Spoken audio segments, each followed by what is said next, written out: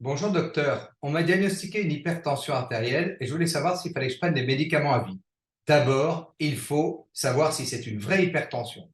Les chiffres de l'hypertension, c'est une tension artérielle supérieure à 160 mm de mercure pour le chiffre haut, la systolique, et 95 mm pour le chiffre bas, la diastolique.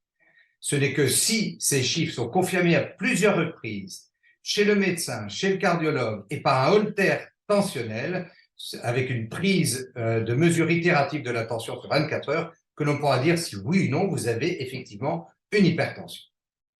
Et si on vous a diagnostiqué cette hypertension, dans un premier temps, il faut corriger les erreurs nutritionnelles et ramener votre poids à la normale.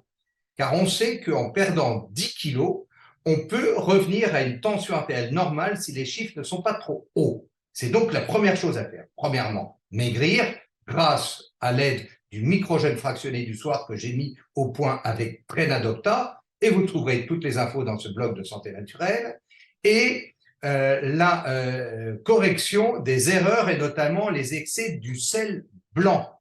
Le sel blanc contient que du NaCl, du chlorure de sodium, qui augmente la rétention d'eau et l'hypertension. Et il faut donc prendre du sel gris complet qui contient, outre du potassium et du magnésium, qui évite les effets hypertensifs du sel blanc raffiné. Attention, le pain blanc contient du sel blanc caché, donc diminuez votre consommation de pain blanc en cas d'hypertension. Mais alors, docteur, si j'ai une vraie hypertension, faut-il que je prenne ensuite des médicaments?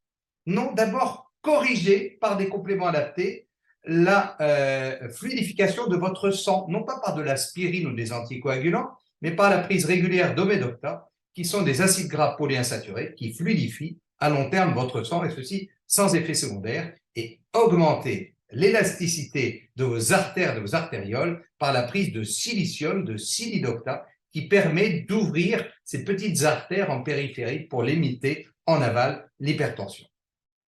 Et ce n'est que si, malgré ces mesures, correction du poids, prise de compléments adaptés, éviction du sel blanc, que l'hypertension reste au-dessus de 160-95, qu'il faudra probablement prendre des médicaments anti-hypertenseurs avec l'avis de votre médecin généraliste ou de votre cardiologue, car l'hypertension persiste, malgré cela, fait courir des risques d'AVC hémorragique dans votre cerveau. À très bientôt pour une prochaine Minute Bio de Santé.